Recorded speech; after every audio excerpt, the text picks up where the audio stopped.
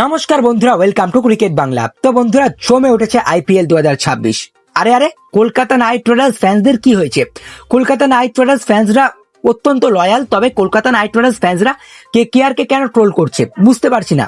Kolkata Knight Riders দুটো match হেরেছে, ঠিক আছে, কোনো ব্যাপার না, হার জিত তো লেগেই থাকে। তবে কলকাতা নাইট রাইডার্স ফ্যান্সরা কলকাতা নাইট রাইডার্সকে ট্রোল করছে, ক্যাপ্টেনকে ট্রোল করছে, কেন হচ্ছে বুঝতে পারছি না। কলকাতা নাইট রাইডার্সের ফ্যান বেস তো অনেক বড় ফ্যান বেস, অনেক লয়াল, কেন কেকেআর কে ট্রোল করছে?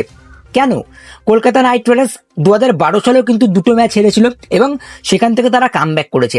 তো এই ভিডিওতে কিন্তু আমরা কলকাতা নাইট রাইডার্সকে নিয়ে একটু গভীরভাবে আলোচনা করব। কলকাতা নাইট রাইডার্স হায়দ্রাবাদ ম্যাচে হারার পর থেকে কিন্তু ফ্যান্সরা সেই ম্যাচ এখনো ভুলতে পারছে না। আজিঙ্কে রাহানের খারাপ ক্যাপ্টেন্সি হয়েছে, মানছি। আঙ্গাকৃষ রঘুবংশী ভুল করেছে, মানছি, ঠিক আছে। তবে এইবারে কলকাতা নাইট রাইডার্স কামব্যাক করবে, বডি ল্যাঙ্গুয়েজ থেকে বোঝা যাচ্ছে। তার কারণ প্লেয়াররা কিন্তু এখন বুঝতে পেরেছে, প্লেয়াররা ভালো করে প্র্যাকটিস করছে, খুব হার্ড ওয়ার্ক করছে। সেই জায়গাতে কিন্তু কেকেআর ফ্যান্সদের, কেকেআর এর প্লেয়ারদের পাশে দাঁড়াতে হবে এবং আমরা এই সিজনটা অ্যাকচুয়ালি এনজয় করব। আমরা ভাববো না কলকাতা নাইট রাইডার্স কতদূর গেল, আমরা এই বছর না ছিটকে গেলাম, ঠিক আছে। তবে কলকাতা নাইট রাইডার্স ফ্যান্সদের কিন্তু কেকেআর এর পাশে থাকতে হবে এবং সেই জায়গাতে আমি আগেও বললাম কেকেআর এর ফ্যান বেস অনেক লয়াল, তো আলাদা করে সেই নিয়ে কোনো সন্দেহ নেই। তবে বন্ধুরা, আইপিএল জমে উঠেছে। আইপিএল 2026-এর আরো একটা দুর্দান্ত ম্যাচ দেখতে পারলাম, মুম্বাই ইন্ডিয়ান্স বনাম দিল্লি ক্যাপিটালস। এই মরশুম শুরুতে দুপুরের প্রথম ম্যাচ এবং সেই জায়গাতে কিন্তু মুম্বাই ইন্ডিয়ান্সকে উড়িয়ে দিল দিল্লি ক্যাপিটালস। এই ম্যাচটা নিয়ে একটু আলোচনা করব, ইন্টারেস্টিং ভিডিও হবে, শেষ অবধি দেখতে থাকো। আমাদের চ্যানেলে প্রথমবার হলে আমাদের চ্যানেলটিকে সাবস্ক্রাইব করে তার পাশের বেল আইকনটিকে অন করে দিও। যতই গলা ফাটিয়ে বলি, তোমরা কিন্তু সাবস্ক্রাইব করছো না, তাই অবশ্যই কিন্তু সাবস্ক্রাইব করে পাশে থেকো। বাকি যদি কলকাতা নাইট রাইডার্সকে নিয়ে আলোচনা করি, কলকাতা নাইট রাইডার্স যথেষ্ট এগিয়ে ছিল এবং হায়দ্রাবাদ ম্যাচে কিন্তু ডমিনেট করছিল। কলকাতা নাইট রাইডার্সের ঘরের মাঠে এসে হায়দ্রাবাদ হারিয়ে গেল, কিভাবে সম্ভব?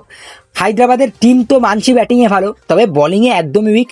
কলকাতা নাইট রাইডার্সের মতো দলকে 67 রানে হারালো এবং সেই জায়গাতে সব থেকে বড় ভুল কিন্তু আঙ্গাকৃষ রঘুবংশীর সেই রান আউটে ছিল এবং সেটা দেখার পর কিন্তু ফ্যান্সরা আঙ্গাকৃষ রঘুবংশীকে ট্রোল করছে। প্লিজ এটা করো না, ভুল হয়েছে, হতেই পারে, মানুষপত্রই ভুল হয়। এবং সেই জায়গাতে কিন্তু আমার মনে হয় আজিঙ্কে রাহানে সে একটু ভুল করছে। আজিঙ্কে রাহানে বরুণ চক্রবর্তীকে 4টে ওভার কমপ্লিট করাচ্ছে না। হ্যাঁ মানছি, বরুণ চক্রবর্তী সে ভালো করে বোলিং করছে না, সে ভালো ফর্মে নেই, তার দিন খারাপ, ঠিক আছে, মানছি। তবে সে ভালো ফর্মে নেই যখন, তাকে দিয়ে কেন পাওয়ার প্লেতে বল করানো হচ্ছে? তাকে দিয়ে মিডল ওভারে বল করাক আর 4টে ওভার করাক না, কোনো অসুবিধা নেই। কলকাতা নাইট রাইডার্স তাকে দিয়ে পরীক্ষা করুক, তাকে আরো একটু রিয়েলাইজ করাক যে সে কলকাতা নাইট রাইডার্সের মেইন বলার। সেই জায়গাতে বরুণ চক্রবর্তী নিজেও রিয়েলাইজ করতে পারবে এবং সে ভালো বোলিং করবে। আর বরুণ চক্রবর্তী কি বোলিং করছে? সে বাঁচার জন্য বোলিং করছে। এই মাইন্ডসেটটা কিন্তু চেঞ্জ করতে হবে। বাকি যদি কলকাতা নাইট রাইডার্স নিয়ে কিছু আপডেট দিন, কলকাতা নাইট রাইডার্সের ক্যাপ্টেন আজুদা বলছেন কলকাতা নাইট রাইডার্সের ক্যামেরন গ্রিন সে খুব শীঘ্রই বোলিং করতে চলেছে। ভালো খবর কেকেআর ফ্যান্সদের জন্য। ক্যামেরন গ্রিন, আগেও বলেছিলাম ক্যামেরন গ্রিন বোলিং করছে এবং ক্যামেরন গ্রিন কিন্তু খুব শীঘ্রই বোলিং করতে চলেছে। এবং আমার কথা একটাই, যখন ক্যামেরন গ্রিন ফর্মে নেই, যখন ক্যামেরন গ্রিনের পিঠে চোট, ক্যামেরন গ্রিনকে বসিয়ে আরো অনেক অপশনস রয়েছে। রচিন রবীন্দ্রর মতো অলরাউন্ডার বসে আছে, টিম সাইফার্টের মতো ব্যাটসম্যান বসে রয়েছে, ইনফর্ম টিম সাইফার্ট যে এবারে ওয়ার্ল্ড কাপ দুর্দান্ত পারফরমেন্স করে এসছে, তাকে কেকেআর বসিয়ে রেখেছে। তো সেই জায়গাতে কিন্তু কিছু পরিবর্তন আনতে পারে এবং আগের ভিডিওতে আমরা আলোচনা করেছিলাম পরিবর্তন নিয়ে। সৌরভ দুবেকে আনা যেতে পারে। সৌরভ দুবে কিন্তু কার্তিক ত্যাগীর জায়গা আসলে কেকেআর এর জন্য বেটার হবে। নতুন বলে উইকেট চাই এবং কেকেআর কিন্তু নতুন বলে উইকেট নিতে পারছে না, মিডল ওভারে উইকেট নিতে পারছে না। এবং সব থেকে বড় যে কেকেআর এর হারের কারণ, সেটা হচ্ছে সুনীল নারিন এবং বরুণ চক্রবর্তীর মিডিলে না উইকেট নেওয়া। সুনীল নারিনও কিন্তু খুব একটা আহামরি ফর্মে নেই। তবে সুনীল নারিনকে নিয়ে যদি আলোচনা করি, সুনীল নারিন হায়দ্রাবাদ ম্যাচের আগে একটা ঝলক দেখেছিল, সেখান থেকে কেকেআর ভাবছে তাকে দিয়ে কি ওপেনিং করানো যেতে পারে। হ্যাঁ, আমি আগেও আলোচনা করেছিলাম কলকাতা নাইট রাইডার্স ওপেনিং করাতে পারে সুনীল নারিনকে দিয়ে এবং ঠিক আগেও আমরা কম্বিনেশন নিয়ে আলোচনা করেছিলাম, যেখানে সুনীল নারিন এবং ফিন অ্যালেন একসাথে ওপেনিং করলে কেকেআর এর জন্য বেটার হবে। তবে কেকেআর যদি একান্তই ভাবে যে আজিঙ্কে রাহানে এবং ফিন অ্যালেন ওপেনিং করুক, দেন তোমার 3 নম্বরে আঙ্গাকৃষ না নেমে 3 নম্বরে সুনীলকে নামাক। তার কারণ পরপর 4টে ডানহাতি ব্যাটসম্যানের মাঝে একটা লেফট হ্যান্ডের আসলে কিন্তু লেফট হ্যান্ড অফ স্পিনাররা কিন্তু গেমটাকে ধরতে পারবে না এবং সেই জায়গাতে কিন্তু সুনীল নারিনের উইকেটটাও খুব একটা গুরুত্বপূর্ণ না কেকেআর এর জন্য। তো সেই জায়গাতে সুনীল নারিনকে দিয়ে ফ্লোটার হিসেবে ব্যবহার করতে পারে কেকেআর। দেখা যাক পাঞ্জাব ম্যাচে কলকাতা নাইট রাইডার্স কি পরিবর্তন করে। বাকি এইবারে যদি মুম্বাই ইন্ডিয়ান্স এবং দিল্লি ক্যাপিটালস ম্যাচ নিয়ে আলোচনা করি, সেই ম্যাচে কিন্তু মুম্বাই ইন্ডিয়ান্সকে উড়িয়ে দিল দিল্লি ক্যাপিটালস। কি ম্যাচ ছিল এটা, মুম্বাই ইন্ডিয়ান্সকে একেবারে উড়িয়ে দিল। যেখানে মুম্বাই ইন্ডিয়ান্স প্রথমে একটা ধাক্কা খেয়েছিল, মুম্বাই ইন্ডিয়ান্সের ক্যাপ্টেন হার্দিক পান্ডিয়া সেই ম্যাচের রেস্ট নিচ্ছিল এবং সেই জায়গাতে মুম্বাই ইন্ডিয়ান্সের হয়ে ক্যাপ্টেন্সি করছিল সূর্যকুমার যাদব এবং সেই জায়গাতে মুম্বাই ইন্ডিয়ান্স প্রথম ব্যাটিং করে 162 রান করে। খুব একটা খারাপ রান আমার মনে হয় না, তার কারণ দিল্লি ক্যাপিটালসের প্রথম দিকে উইকেট পড়ে যায়, 7 রানে 2 উইকেট পড়ে যায়। KL রাহুল খুবই খারাপ ফর্মে এবং তার সঙ্গে নীতিশ রানা সেও কিন্তু রান আউট হয়ে গেছিল। মুম্বাই ইন্ডিয়ান্সের হাতেই ম্যাচ ছিল, তবে সেই জায়গাতে দিল্লি ক্যাপিটালসের হয়ে কিন্তু আবারও কামব্যাক করলো কিন্তু সমীর রিজভি।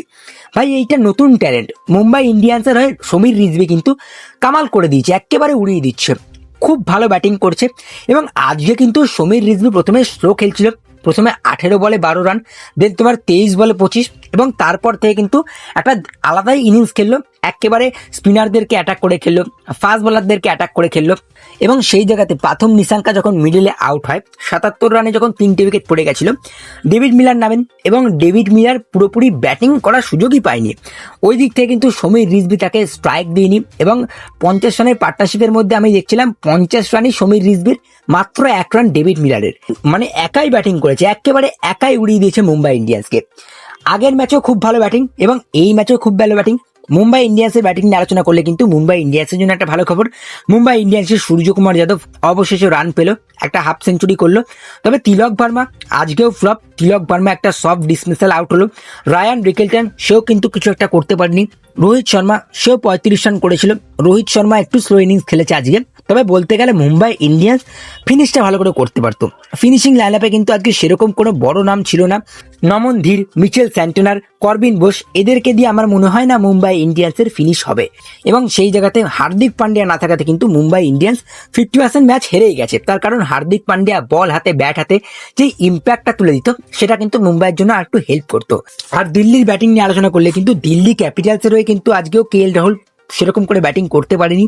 নীতিশ রানা সে আজকে রান আউট হয়েছে। তবে বলতে গেলে মুম্বাই ইন্ডিয়ান্সের বোলার জসপ্রীত বুমরা, তাকে মারা যাচ্ছে না, 4 ওভারে আজকেও 21 রান এবং ইকোনমি রেট মাত্র 6-এর নিচে। দীপক চাহার সে আজকে ম্যাচ খেলার সুযোগ পেয়েছিল, 3 ওভারে 20 রান দিয়ে একটা উইকেট। ট্রেন্ট বোল্ট আজকে রেস্ট নিয়েছিল, সেই জায়গাতে কিন্তু মিচেল স্যান্টনার এসেছে, মিচেল স্যান্টনার আজকে 3 ওভারে 22 রান দিয়ে একটা উইকেট দিয়েছে।